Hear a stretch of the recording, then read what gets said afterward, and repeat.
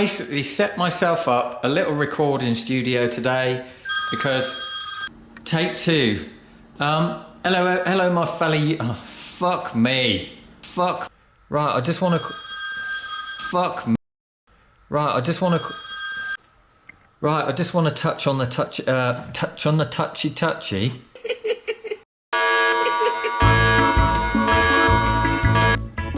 Hello my fellow YouTubers, welcome to Buddy's Insight.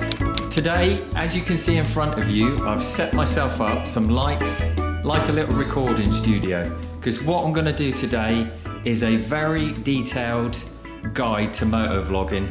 There's dozens of moto vloggers starting up each week, and I thought, you know, I'd give a helping hand and share what I've learned in the last 12 months.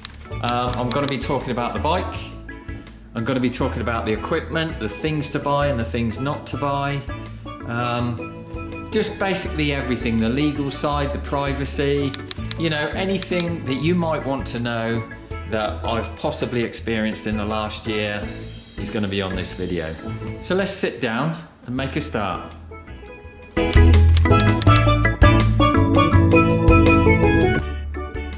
Right, so the best thing to discuss first is the motorcycle. You can basically ride any motorcycle to moto vlog with. A lot of people, they'll go out and get themselves a scooter or anything. You can ride anything. It will still get the vlog done. But I will give you this little tip. If you go out and purchase yourself a modern, popular motorcycle, I mean, this is just an out there example. Let's say you went out and bought yourself a Kawasaki H2 or one of the popular Ducatis that are out now. You would get so many subscribers from those bikes. It would be unbelievable. But, you know, we don't all have that kind of budget. But just think about the type of bike that you purchase before you moto vlog. Like I say, the more popular, the more subscribers. I'm just being straight with you, I'm just being honest with you. That's basically what it's like. Right, so let's get into my second tip of the day. Now, if I was doing these tips in order, this one would be at the top of the list. It's your picture quality and your sound quality. Now, I could literally talk about this subject on a 4-hour long video. It's taken me 10 months to perfect this. So let's take a look at this is just a real quick look at the things that I went through. Right, let's just move those couple of things. Right, I've spent £280 on SMH10 equipment, Bluetooth audio equipment. I've been through the cheap adapters. People always advise to buy cheap adapters. £2.99 works every time, apparently.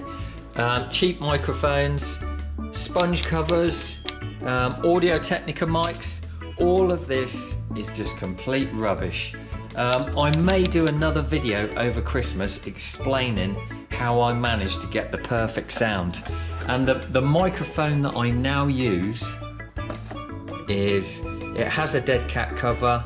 It's direct to the camera. There's no adapters used, and the consistency, the fluff thickness of the dead cat is absolutely spot on. I can tell you now it's that critical in getting good quality sound. Take a look at that microphone. That will shoot you forward 10 months if you purchase one of those. So yeah, I hope that's helped. I really need to explain it in more detail in another video really. But anyway, let's get on and take a look at the crash helmet. Having communicated with various motor vloggers over the last year, people's common thought is that you've got to buy a crash helmet that's all closed off. These chin covers, they do keep the wind out, but actually closing the crash helmet off is the worst thing you can do. You've got to purchase a crash helmet that's got a smaller gap underneath, allowing some air to get in and some of your voice to get out. If you close it off completely, you sound like an astronaut. That's one small step for man. So you don't close it off, you allow that circulation, you use a dead cat microphone cover, and what you will end up with is the perfect sound quality. Right, tip number 4, let's discuss the cameras. I use 2 GoPro Hero 4s. In the olden days when motor vlogging first started, you could just have one camera on the side of the crash helmet. I mean, you can still do that now, you can still do daily observations or encounters, but in my opinion, and this is just my opinion, I believe that if you really want to make exceptional progress on YouTube, you need to use multi-camera angles and positions. I've got the one on the side of the crash helmet, I've got the body mount, I've got this one that faces back to me on the bike to give you a more interactive, thing about it, and I've got the one that faces out the back of the motorbike. The BBC will not accept any private videos from anybody unless it's been filmed on 4 different camera angles. So just bear that in mind. There goes the phone again. Right, this next tip is also extremely important. You're going to be filming with the cameras, you're going to be recording it onto micro SD. I just want to say the police can seize your micro SD cards. If you filmed yourself going over the speed limit, they will use it against you in a court of law. So I put a bit of tape over. What this tape does is it saves me hours of editing by having to smudge out the screen. So, it's just a little tip. This bike is capable of 170 mile an hour? So if you incriminate yourself, you could end up in the shit. So yeah, if you do happen to go over the speed limit, adjust the clip speed on your editing program as well, and that way they won't get a point-to-point speed check. And just don't incriminate yourself. That's all I can say.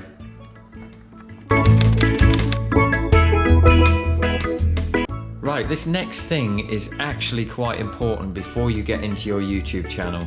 It's a question.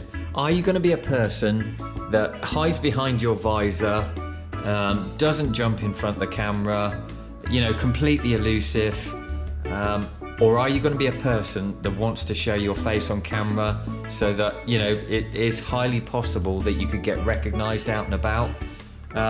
I personally use a set of Ray-Bans when I'm filming myself and a baseball cap. It's just, it's my anonymity, if whatever the word is. But it's the weirdest thing, trust me, to have people wave at you when you're out or message your board telling you where you rode that day. I had an engineer come from the other side of the country to work in my house. He spotted my bike and he looked at me and he went, "You're on YouTube, mate." And I went, "Yeah, I am actually." So, to me, I'm just playing around with a couple of GoPros and not really thinking about, who's watching and this, that and the other. So it literally is the strangest feeling to be recognised out and about. And before you start YouTube, you don't know how big your channel is going to be. You have absolutely no idea. So it's quite freaky, and it's a decision that you've got to make that suits you as a person. So let's really quickly talk about privacy. I keep my registrations covered up because people do have access to them. I've got a wife and kids and family, and I don't want them to be exposed to anything online that I'm doing. I ride far away from my house when I film. One of the American motor vloggers said the other day that he travels 30 miles away from his house before he turns his camera on. It's not safe out there. You've got to keep your privacy. I mean, Baron von Grumble had people turning up at his house. That's not on. So yeah, keep it private, people. Right, this next thing that I really wanted to discuss with you is this tinted visor. Ever since I fitted it, I've never had so much fun riding around in all the years I've been riding. It's really funny to see people's reactions when they stare at the camera and they look at you but they can't work you out as a person. It's hard to describe how people look at you, but it cost me £38 this visor, and it was money well spent. Even if you're not planning to be a moto vlogger, I would highly recommend that you do get a tinted visor. Worth every penny. So let's get on to the drone discussion. I've owned this one for quite a few months now, and to me, in my opinion, a drone for your YouTube channel it's a posh luxury, to be honest. In the UK, you're highly restricted where you can fly. You can't use it commercially, and you know, that's entirely up to you whether you purchase one of them or not. A lot of the bigger YouTubers that use them don't use them very often. But yeah, like I say, it's entirely up to you. Right, so let's talk about the computer that I use and the editing program that I use. Now, I will say now, you don't have to go to the expense that I've done. I mean, this laptop's 1,600 quid and Final Cut Pro 10X is about £250. I decided, well, my mentality on it was I want to start off with really good equipment. It's like a carpenter turning up on a building site with blunt chisels and crappy power tools. He's not going to be able to produce work as quick and as good as anybody else. So that's my mentality. I wanted the best gear to have all the capabilities, you know, from day one. But you can get iMovie, it's free. People are putting out some really good stuff on that. I mean, I did my research. Casey Neistat used this. Fun for Louie uses it. You know, it just seems to be the YouTuber's choice, marrying these two together. So if you're considering it, you know, look at your budget and just see what you can afford. And I'm not computer illiterate. I'm a retard when it comes to working computers, and I've literally sat down and loved every second of learning this stuff. I've had to learn the computer, and I've had to learn this program, and I've enjoyed it immensely.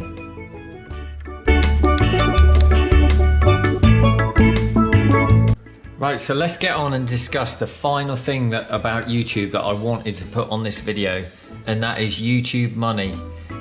It depends what country your videos are viewed in, but if you look at an average of 100,000 views is £100, you're not far wrong. I've had videos that have earned more than £100 per vid, but like I said, it depends what country the product that you're, you know, kind of reviewing is shown in. So the wages do vary slightly. Now, if you're considering doing YouTube for the money, I wouldn't even consider it. Do it as a hobby. You never know, your channel might take off. You've got to be one of the big wigs to earn proper money. There's no way in the UK you could get a mortgage from doing YouTube. But I've got this final thing to say.